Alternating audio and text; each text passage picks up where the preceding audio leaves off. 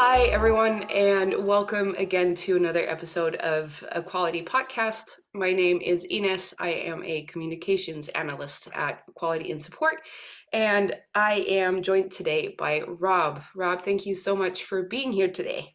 No, Ines, it's my pleasure. Thank you for asking me to be on the show. I'm really excited about it, and this is quality is something that I have very strong feelings about sometimes, Right. and it's always fun to talk with people in that space and to talk to people in that space because I think those of us who get into quality really get into quality.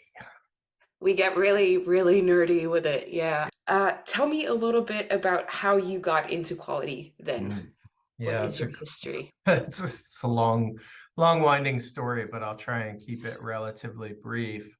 I was in the mortgage industry for about 10 years, and then 2008 happened. My world got turned upside down. I had to find something new, and long story short, I ended up in an outsourced contact center. That contact center today is known as Concentrix. It was Convergys at the time. They're a really large BPO, international BPO, but I was just, taking phone calls. I was an agent on the phone, like a lot of people who get into contact center support roles. They usually start on the front lines, and I did as well. Eventually, I got into training and quality, as I'm sure every one of your listeners knows, like they go hand in hand. Can't be good at training unless you understand the quality requirements and what good looks like, what good sounds like. And so I had to get very familiar with all of the quality processes. They were definitely separate at the time. Eventually, I ended up doing a leadership development for Convergys. So I traveled all over the United States and a few times even outside of the United States, traveled to sites and really focused on all of the contact center leadership, how we coach and develop. And again, how we coach and develop directs.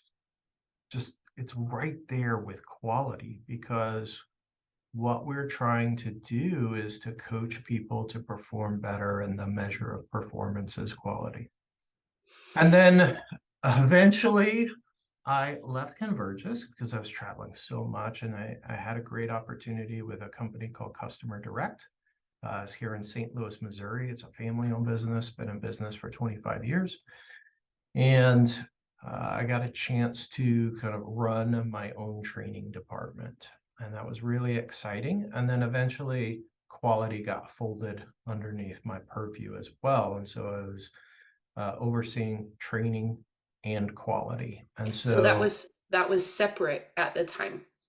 yeah, and when I Wow. came into Customer Direct, they were two different departments, and eventually we just folded them into really at least from a reporting structure, a single all the way up to me. I did at the time have a separate quality team and then a separate training team. So I had direct reports on that were functioning in different roles.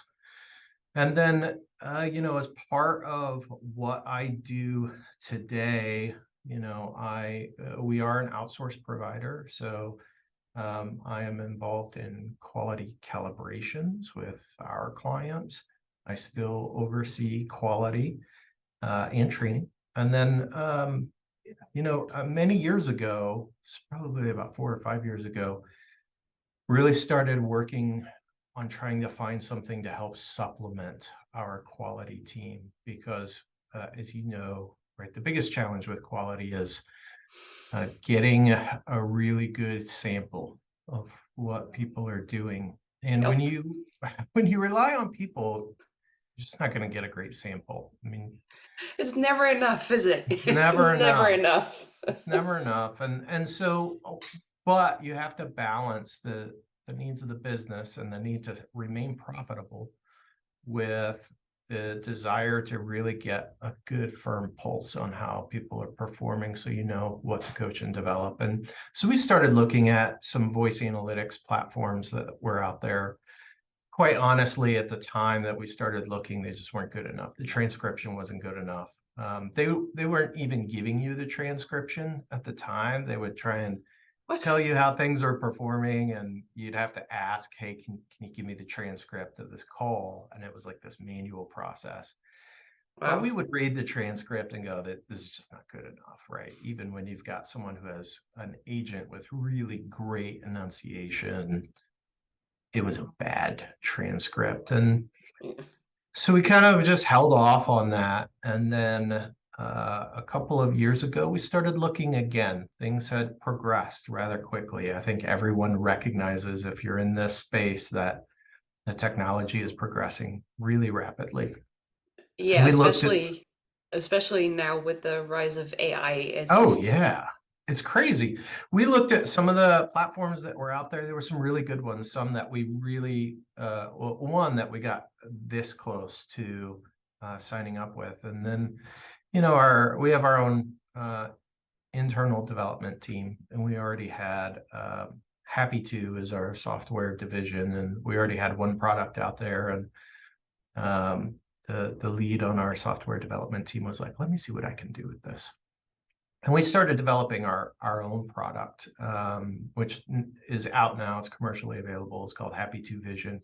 So we use it in our own contact center, and then we also sell it to right. speech analytics, sentiment analysis. And so I'm very much involved today, not only in the quality aspect of what we do internally at Customer Direct, but also the companies that we serve from a software standpoint, what they're doing with quality and how we can help them with Right. Happy to Vision. That's amazing. So yeah, you get not just your own little bubble of what quality looks like, but everyone else's too. Yeah. Okay, then my next question will be, well, it's still going to be a difficult one, I Okay. imagine. If you had to give one sentence in which you define what quality is, what would that be? Quality is what good looks like or sounds like in regards to a customer interaction, regardless of channel. Fair enough. Fair enough. Are there any specific elements that you feel like are um, non-negotiables when it comes to quality? I so here's what I learned a long time ago. In general, customers want their interactions with any company to be smart, to be friendly, and to be fast. But those things are not equal. Right. At the end of the day, customers want problems solved. If they're getting in contact with you, they have a need, and ultimately they want that need solved. Everything else comes secondary to that. So how long it Mm, takes? Yeah, I want it done fast, but ultimately I want it fixed. And if that takes a little bit longer, I'll be a little more patient. Yes, right. I want you to be friendly, but sometimes, transactional, while it's not ideal, it may be appropriate. And I think for a lot of companies, it boils down to, what's your brand voice? And quality I, has to align with your brand voice. And so, what my right. view of quality is for brand X is not the same as it is for brand Y. So, I'll give you a quick example. One of the functions that we provide agents for at Customer Direct is central reservations for high-end hotels all across the world. We're Hmm. talking about AAA five diamond resorts, right? The nicest hotels in the world. The Yeah. expectations of how I interact with a guest on for that brand, that particular hotel, is so different than the expectation of how I interact with a tech who is looking for a part number for an industrial oven, which is something else we do, by the way, right? And Yeah. so one of those two different people that you're talking to have wildly different expectations of the level of politeness, the level of formality and those types of things, but ultimately they just want they want you to take care of them, and that's great. But what is acceptable, kind of where that bar is for one is very different Right. than where the bar is for the other. I think it's very interesting that you mentioned the brand identity as a marker for quality and the expectation coming in. One of the things that I do with my clients when I sit down with them for the first time and kind of figure out like where are you, what's your definition of quality, I always ask them, have you ever, as a support or success or whatever department, have you ever had a conversation with marketing or with product about Yeah. what they have set up as a tone of voice guide for their department, bringing the Mhm. customers in? Because that's the expectation that your company is setting for your customers. And by the time that they end up with support, that is completely lost. Yeah. And that is true for like 95% of the customers or the clients that I engage with. And all of them are like, huh, oh yeah, no, that's actually a good point. And it's it's like no one thinks of the outward brand voice as the framework that you need to build the rest of your Mhm. communication and your definition of quality on, which is weird in my opinion. Yeah. But It's very weird. It should be, right? to your point, it should be one of the first that's where we start. Right. What's your brand voice? And let's build out what a great interaction looks like from there, because support or sales or whatever that function is where your customers are interacting with you, it should all have the same voice because it's all one company. And so Yeah. if your marketing is kind of fun and laid back and we're cool and Yeah. we're not very formal, then support should very much mirror that.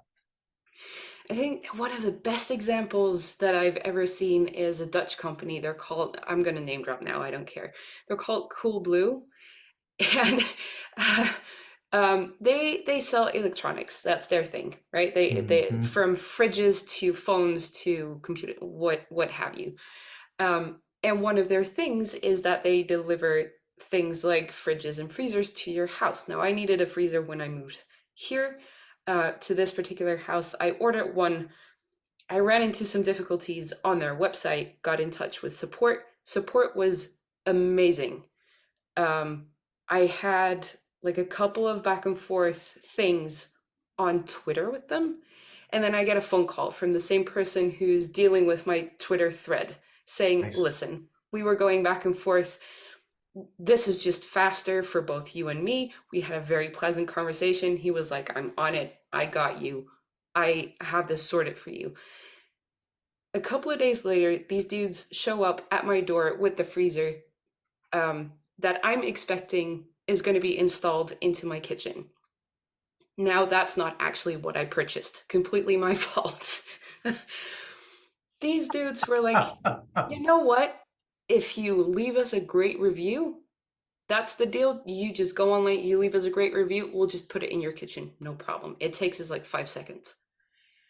And they put it in my kitchen and they drove off. And I was like, I've never had a company be so consistent from point A to Z. Mhm. Never. And it was magical. Yeah, it is. I wonder if their quality program, and I'm curious to hear if you've worked on things like this, but I wonder if there is anything in their quality expectations to proactively channel switch when it makes sense. So going from social media, going from Twitter to a phone call when it makes sense is one of those things that I don't know that a lot of people have thought about because traditionally channels have been so siloed and, I know we've had Right. omni-channel for years now. It's been this But big it's not a thing. buzzword, but it's, Yeah. yeah, there are so few It's companies that are actually using omni-channel. But have you run into that? What have you seen? In my capacity as a QA consultant, no, unfortunately, because I agree with you that it's way too siloed, and that experience that just showed to me that this person on the other end of the line, they took it upon themselves to take my name because I'd provided that to them, and nothing else, and just look for me in their details. So they weren't asking me for a bunch of other data. They weren't asking me a whole bunch of stuff that didn't make sense or that would delay getting the problem resolved. They were just like, okay, go, and we'll call. And I cannot imagine that that is not within their protocol, Yeah. especially with the rest of the experience that I got with the delivery guys and just everything else about it. I don't believe that that is not a thing that's been signed off on. I bet though, I bet their company culture is one of empowerment that says, let's just take care of our customers. Right. And one of the things, and this is one of the things I like doing with with a quality calibration, right? Quality is interesting because there's a scorecard Hmm. typically in a lot of organizations, and you'll lay out very specific behaviors of all the different expectations that you have. But then I also like to listen to interactions with customers with a different lens, and that is just the customer lens. Like, how did I come away feeling from this interaction, right? What's my sentiment at the Hmm. end of this? Do I feel like that person took care of me? Did they do so efficiently? Now, I may feel like they took care of me when in reality they missed something and I'm going to have to call back in 3 days. Hopefully not. Yeah. But I like to just think about too, like what was the customer experience with that, which is not always captured on a scorecard. And there can be some times where you go, okay, well, you didn't do this and you didn't do this, and this could use some work. But at the end of the day, you also brought something extra. You really connected with that customer. They were really happy at the end and you took care of their issue. And Yeah. maybe in some cases, you stepped outside of protocol. You made an outbound phone call because it was going to be faster to take care of them. And that was a great experience. I mean, I'm this was 2 years ago, and I'm still talking about this experience. This is still something that I bring up at like dinner parties, and it's sad that it's such a unique experience to have it be good from the first moment to the last. Mhm. But I feel like that is the golden standard. And Yeah. that is why QA, in my opinion, should not just be about let's check this individual's performance. Let's see how this individual is doing with their work because we want to make sure that they're doing the job that we're paying them money to do. That's I understand that that's something that a lot of companies end up doing because they don't have the resources to do the million and one reviews that they need to do. But ideally, QA is meant for product investigation. Mhm. It's meant to surface trends and to bring that information to the rest of the company. Yeah. I think that's where AI and the ability to just en masse analyze Yeah. interactions really changes things because you can do a couple of things. So number one, depending on where you are in the hierarchy of your company, Mm. you can be identifying trends, right? What are the drivers of customer interactions? What has changed? Are there process issues that we need to solve for? So I'll give you a quick story. We had a client that they were um, they're a retail organization, and they would send out emails to their customers that had tracking information, and it was just a button in the email, and you click on the button, and that would open up a browser window and give you package tracking. well, that button wasn't working, wasn't doing anything. And so it was through our analysis of what was happening, what was trending within all of their customer interactions, that we're able to quickly identify that there's an issue with your email, right? That's a systemic issue that is now it's driving phone calls, because people who normally wouldn't have to call, they would just click on a button, they'd see when their package is going to be delivered and they're good. Now they're calling because they're like, hey, I'm clicking on this button and it's not working. I'm curious, was that purely because of your research, or did agents flag this up before that happened as well? Yeah, so what would have happened years ago is it would have come from the agents flagging it. What happened in our case is that Happy to Vision was actually able to identify that faster than Oh we would wow. have ever gotten feedback from the agent population, which was great. The other thing that you can do is at the supervisor level, that team leader level, whoever that frontline manager is instead of spending time investigating where are the performance opportunities, where can I coach and develop my people, what can they get better at? Right. Now I can have something present that information to me. So I go, well, okay, Ines, I can see that on this particular interaction type, yeah, it's okay. We're going to Oh get better no. at it. On this particular interaction type, you're struggling, right? I can see that there's typically a really negative customer sentiment. And part of it is the word choice that you use and how you're presenting information. And so that allows me to Yeah. come to you and say, Inez, I can see that you can get better at this particular interaction type. So we're going to sit down and I'm going to show you some strategies that you can use. I'm going to have you practice that on your own. Yeah. And that way you'll be able to implement that. And then when this coaching session ends, you're going to feel much more confident. And I'm confident that you're going to perform better right away. And Yeah. then, you know what? Later in the day, I'm going to come by and see how it's working for you. I think that's such a massive difference to where, I mean, when I started out with doing QA, everything was manual, right? And Me I too. I still see a lot of, I mean, I was using Google Sheets at the time. Yeah, Okay, that's how yeah, manual that process was.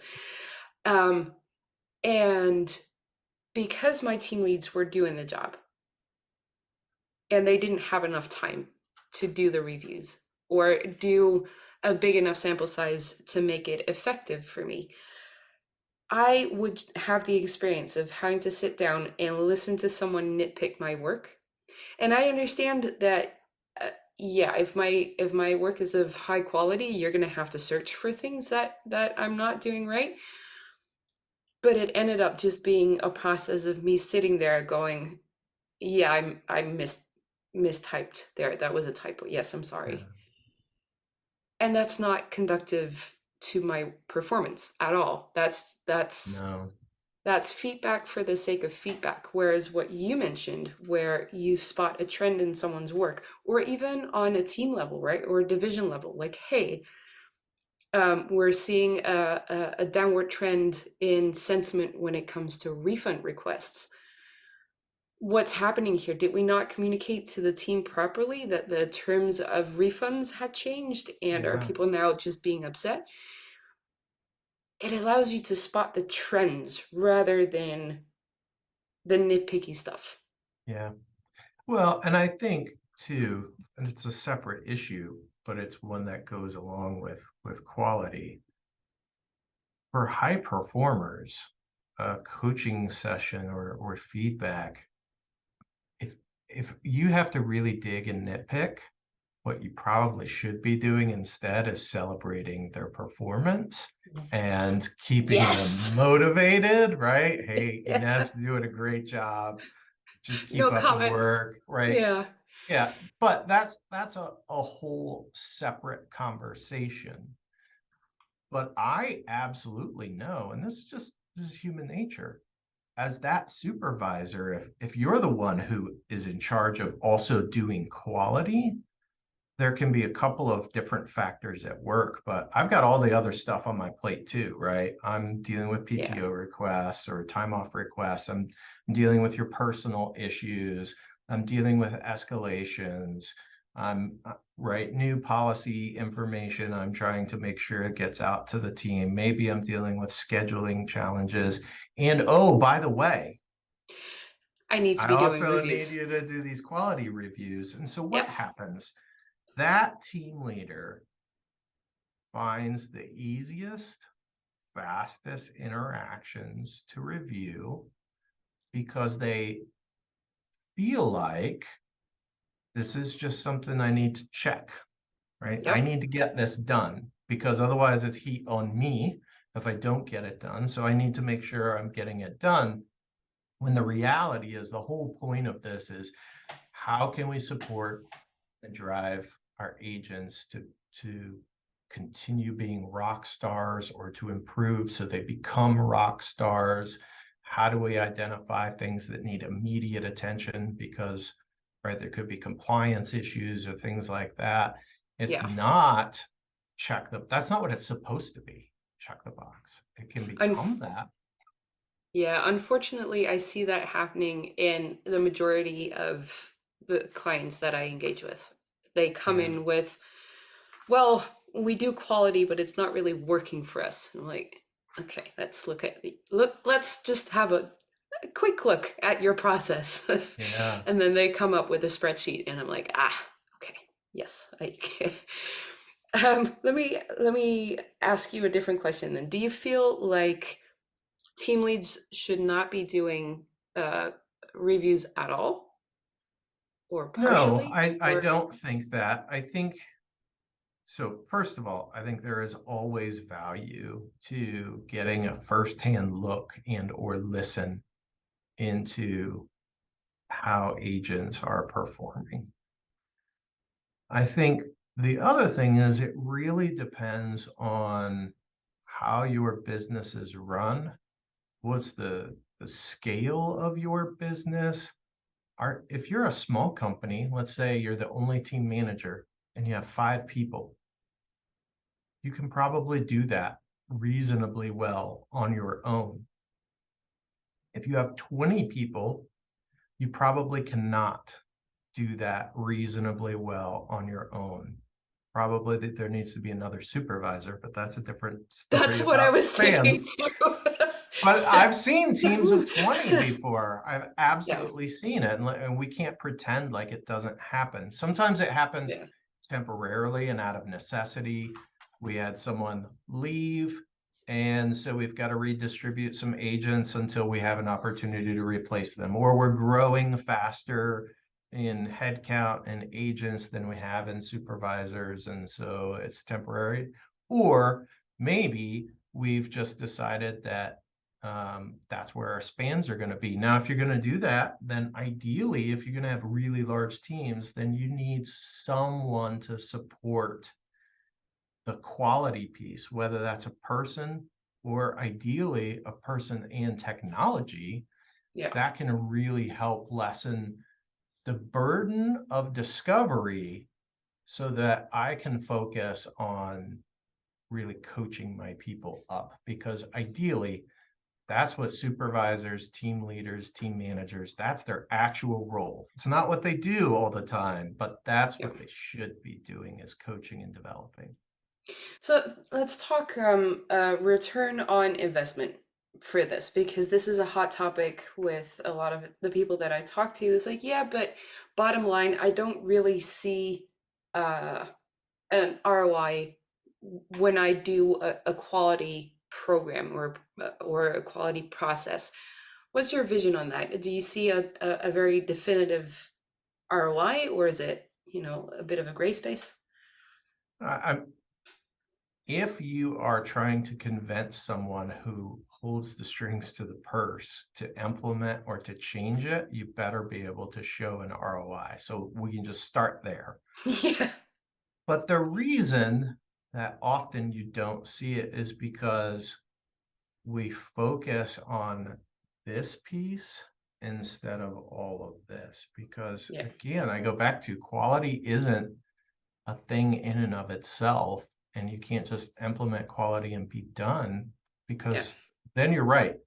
It's going to be just like when you go into places and they say, well, we kind of have a quality process, right? And here's the spreadsheet, and it's check the box.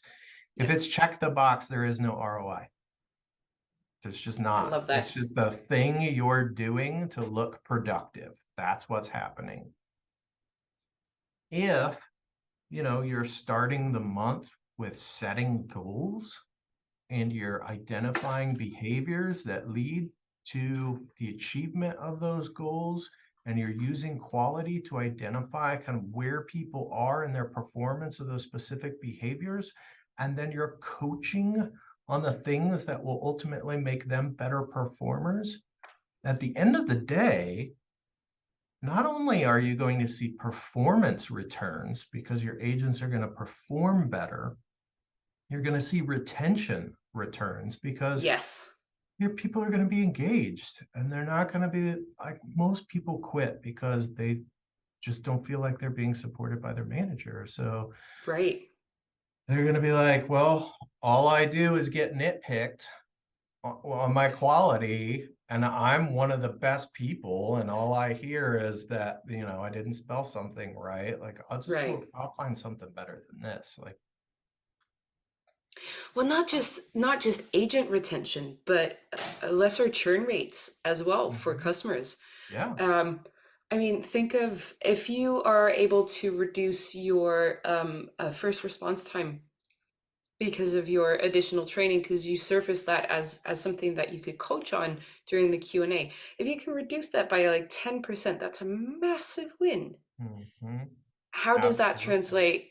How does that translate into retained customers? How does that relate into lifetime value for customers?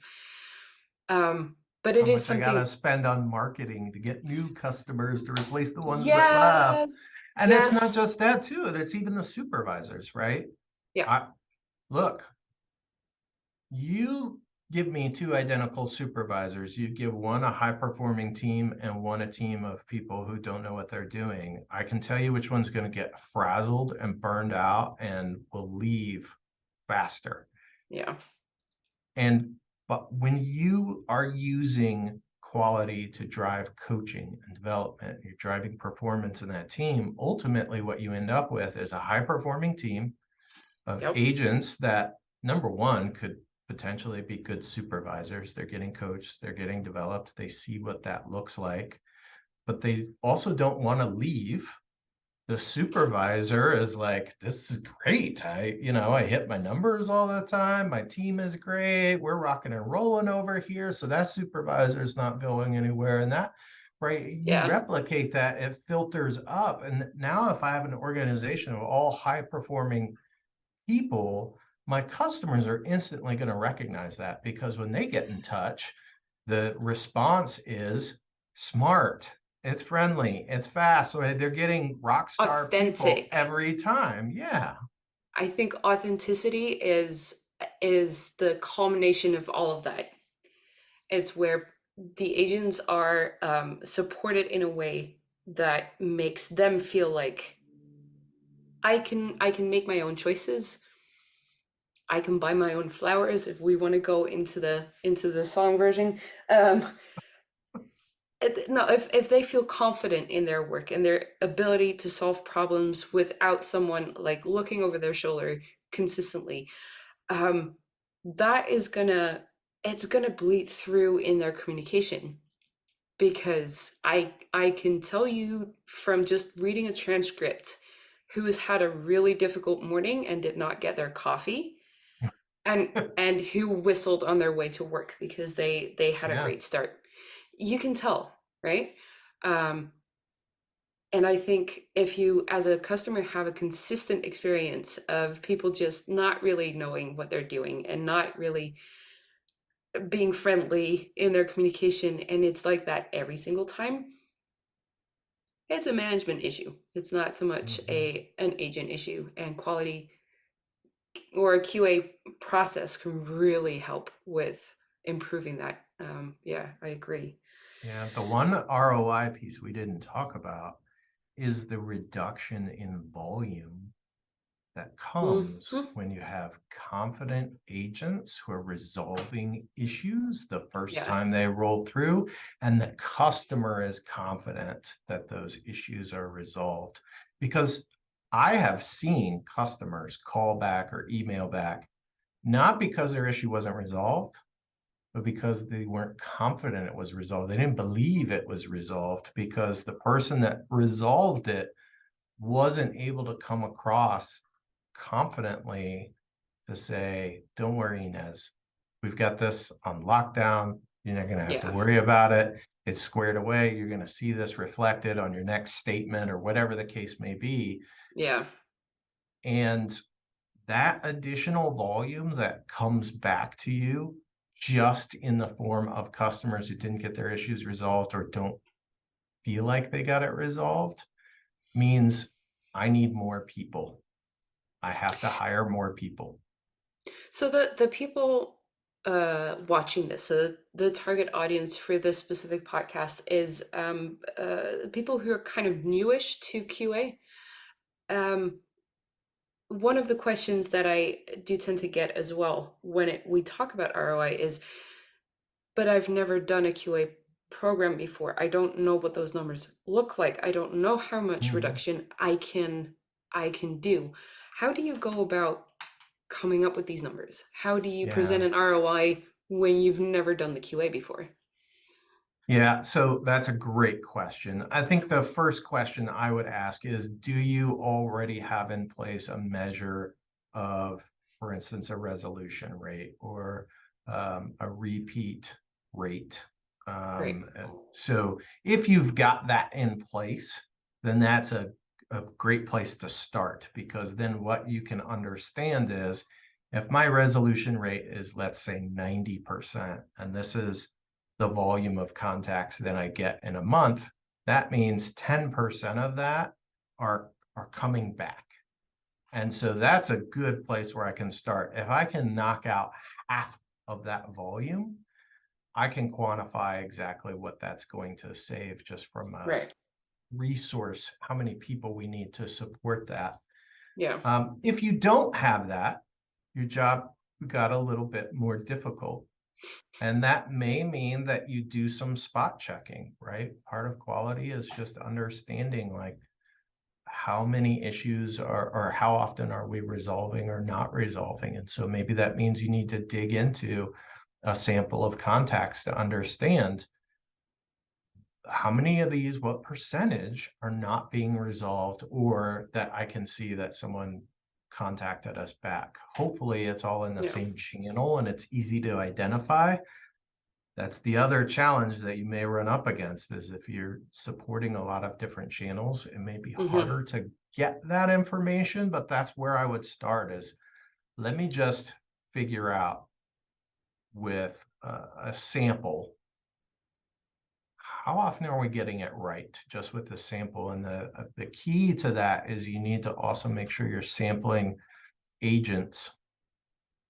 So, and maybe this means that I look at some agents who are relatively new, some agents with a little bit more tenure, and then my most tenured agents. Because if you're only looking at, for instance, your most tenured agents, there's a good chance that you're going to have skewed data there, because they're probably, Your hopefully, performing better than those agents who don't have the same amount of tenure. your onboarding is going to look like a mess if the only people that you're looking at are your high performers and your tenured agents. Your onboarding is going to be like, well, I'll see you in 12 months. Yeah. Good luck. Yeah. Seen that happen, unfortunately. But this is why quality and training go so hand in hand, right? It's Mhm. you identify where things need to be fixed and you fix them, Yeah. and you make it easier for the next person uh, to hop on the same job. In terms of doing reviews, there's a couple of ways, right? There's peer reviews, there's top down kind of reviews, there's self reviews. Mhm. What is, if you have to pick one, what is your favorite? Oh, my favorite? You can pick two if you want to, if you really, I really want to. mean, I think it depends on your team a Mhm, lot, and it depends on how you're leading your team, what can be the most effective. If you've got a tenured team of relatively strong performers, some peer and self reviews can be really, really effective. But I do mhm. think guided self reflection, not necessarily self review, like just giving someone a quality scorecard and saying, go review this interaction and score yourself on it. I think that defeats a lot of the purpose. But being able to be with an agent and let them self discover what it is that they're doing really well, where those areas, those pockets of opportunities lie, and then helping them, if they need it, identify what are the most important things that you can work on to improve your performance going forward. That is, I think, if you've got an agent who is willing and receptive, is by far the most effective thing that you can do. Let them listen Absolutely. or review, and you'll find that those that want to get better will get better really quickly, and they take ownership of it when they're the ones digging into their own performance, as opposed to you just sending them a score and saying, hey, you know, you got an 84 on this one. And we Yeah. want to be at least at 85 or whatever that number is. Like that doesn't help anyone move No, it doesn't. forward. No. No, I am much more of a fan of a binary score. So Mm, the way that I tend to do scorecards is not so much a weight attached to the line item. It's more of a, was this category hit, yes or no? And if yeah, it's a yes, fine, I move on to the next one. If it's a no, I dig a little deeper and I go, okay, well, what exactly was it about this interaction that made it so that line item wasn't hit? And then I give actionable feedback on that rather than saying, and I understand that from a management perspective, you you want at times to have that number to go, okay, all fun and games to have written feedback, but that doesn't really give me a chart that I can look at and see if we're downtrending or uptrending. I yeah, get it. But I do agree that it feels a little punitive to have a percentage score. yeah. I actually like to do something a little bit like what you're talking about binary, but I like a third option. And the third option is you did it, but you can do it even better. And let's talk about how we can do that. So Yeah. if the behavior is to, let's say it's sales, right? And it's to overcome an objection. Hmm. Well, you may have made an attempt to overcome an objection. And for that, I'm going to give you, thumbs up. Yes, you did it. But that doesn't mean it was as effective as it could have been. And there may have Right. been a more effective way that you could have gone about that. And so Yeah. that's where I like to have that middle ground that says, you did it. And I'm really excited for you about that. It could have been even better if it had Yeah. been this. And those conversations, particularly when you're talking with um, relatively strong performers, are what turn them into rock stars, Yeah. because it's not check the box. It's No, it's the how cherry on can top. how can I take you to the next level? Yeah. How can we really move the needle even farther than it is? We want this one to go to 11. So looping back to what you said about the self reviews or the self reflection, as you call it, you said the people who want it, they will pick it up really quickly. I think that is true for certain cultures. I Mm, I do feel like there's a certain cultural aspect to it where in my experience there are cultures where receiving feedback is a really difficult thing. yeah. I come from a culture where it's expected to be receiving feedback on everything all of the time in public. Um, so I have an elephant skin when it comes to that. But I also I I also know of cultures where that's a really, really fragile balance to Mhm. hit. Like, how do Mhm. I bring this without making you resign after we're done with this talk? Yeah. Um, and what I notice is in those cultures where feedback is not as readily shared with each other, the self-review bit or even the peer-to-peer reviews, it's really, really, really difficult to get agents to buy into that. Mhm. It's really difficult to yeah, even get them to do it, to try Yeah. it and see how it works because it's such an offense to how they've been raised. Um, Mm. that even working in an international setting, that is a hard thing to overcome. Yeah. Is I that think I think the one thing that people can do is always recognize that we're always on a continuum.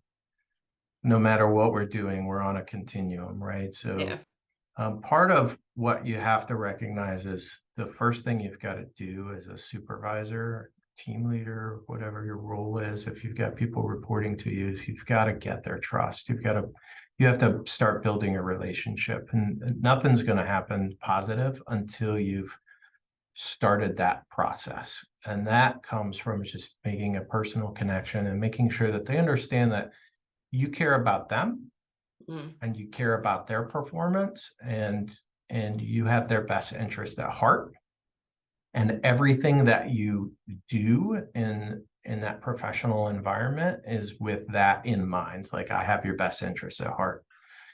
And so that's the starting point.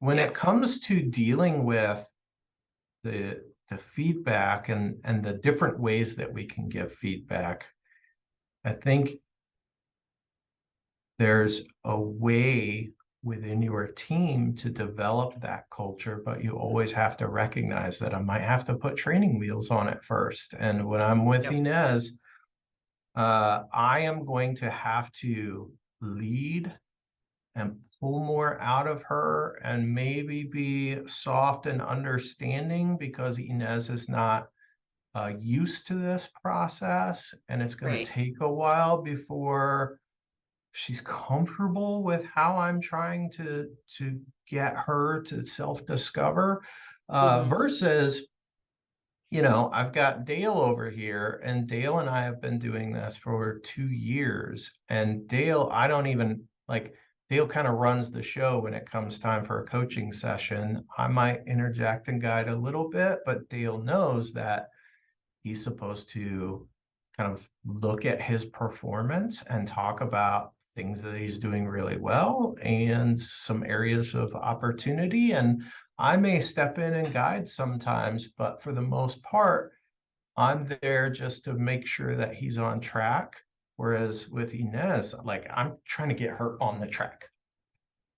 Right? I'm not trying to keep you're her on the tanking my track. performance. I'm trying to get her on the track, and right, and then I'm going to have people in between there. Yeah, And so all of that is just recognizing where people are and trying to meet them where they mm, are and help them get to a place where that coaching happens very freely. But you will also find there are times when like that kind of feedback is just not appropriate.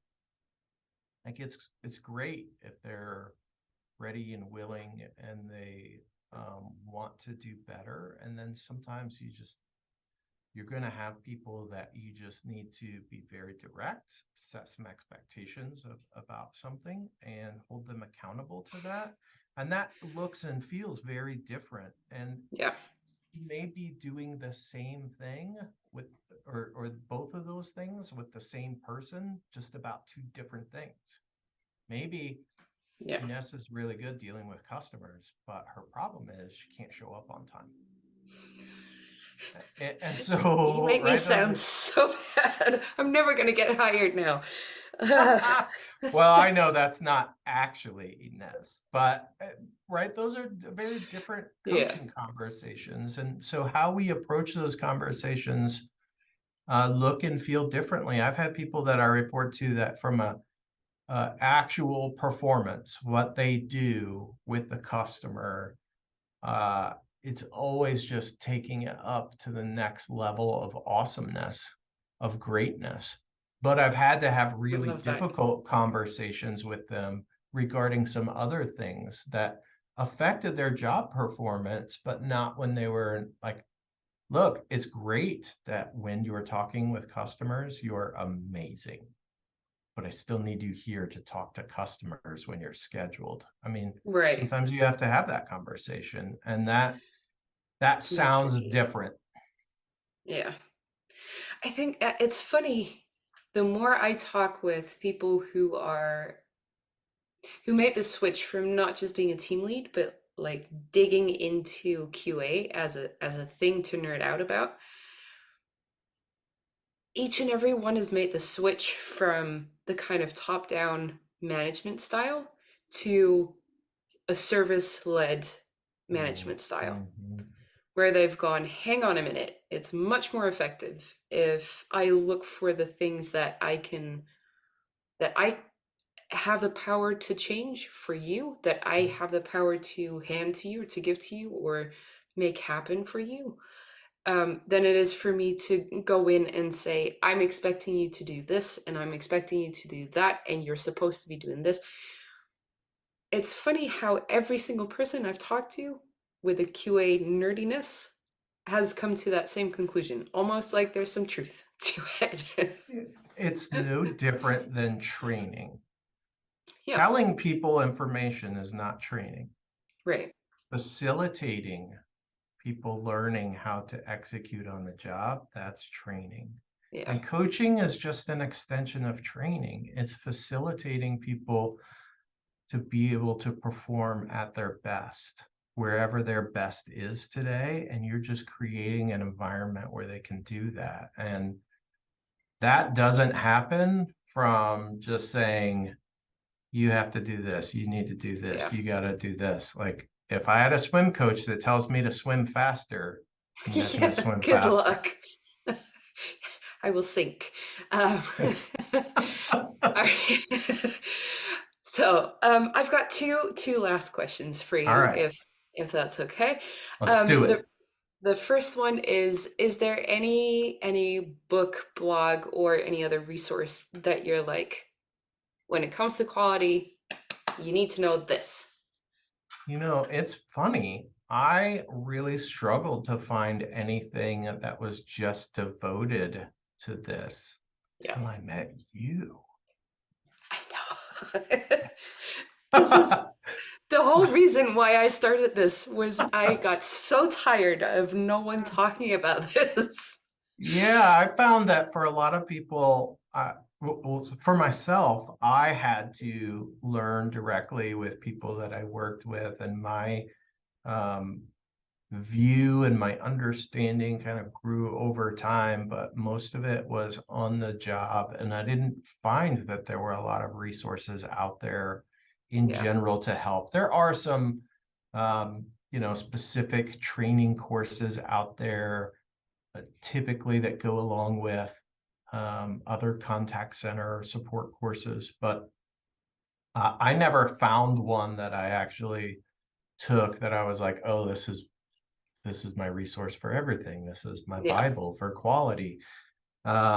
So I'm really excited that you're doing what you're doing Thank because I know that, well, I'm not the only one who's gone through that. And the more that we can have resources for people, the easier it is to, number one, prepare Yeah. to move into that type of role. But when you then do get into that type of role, it's someplace where you can go and say, oh, I don't know how to handle this. Let me go see if Inez has got something for me. Well, this is the thing. I went through exactly the same thing myself as well. I started Mm. out with researching what quality should look like, or QA should look like, and I saw everyone asking the same kind of questions. and no one really answering them. And there are some Mhm. books on QA, but they're really aimed at BPOs. And with the COVID rise of text-based communication, it felt like there was something really lacking in the space. And by doing these interviews and throwing a lot of content out there, I'm hoping to kind of fill that gap. So again, I'm really appreciative of you taking the time to come and chat with me. Yeah, you Um, bet. the last question I have is a bit of a, well, it's a question for you, actually, um, to see if you have any questions for me. I think I am most curious.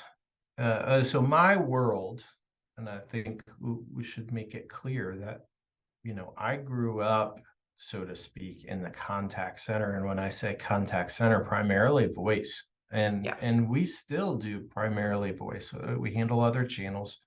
We do email, we do chat, we do those things.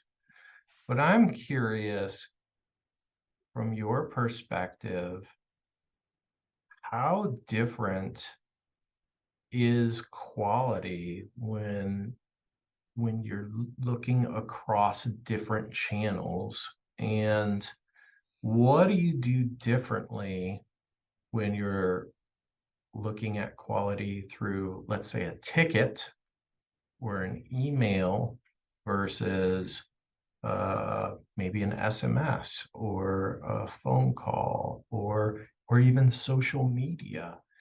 Do you have um, do you look at those differently and treat them differently? Oh, absolutely. Absolutely. So first of all, the communication style between all of those. If you look at the difference between a ticket or an email, live chat, and social media, the differences are massive.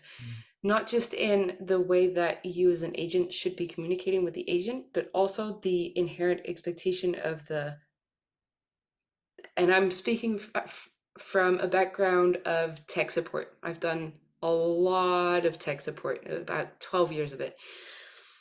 Um, the level of technical know-how that you can expect from someone coming into a ticket is completely different from someone coming in through social media. Mhm. Because the person coming in through social media is tech savvy enough to understand how social media works and that they can ask for help through those channels. Yeah, you've It already sounds demonstrated something by choosing this channel versus right, another channel. That's right. interesting.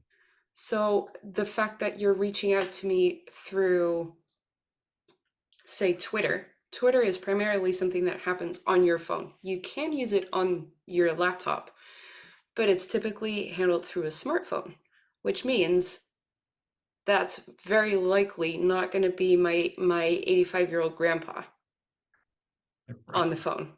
Okay? It sounds really silly, but it is somewhat of an expectation, and you can adjust the language that you use based on that kind of subconscious knowledge. Mhm. The reverse is also true, that people coming in to through an email, they can be exactly the same person as was reaching out to me through Twitter. I'm not saying that we need to treat them as less than, but having more of an awareness of, you might actually not know that if I tell you to press the button, that you understand that I'm referring to the very bright blue button on the left bottom side of the screen. And Yeah. maybe I need to be describing that. It's an extra step that you can take without it sounding um, demeaning to the other person. Mhm. Mhm. But it is an extra step that you can take to prevent that extra ticket from happening, where they Yeah. come back and they say, which button? Whereas if you've already said the bright blue button on the bottom left of your screen, if you're on this specific page, you've already removed.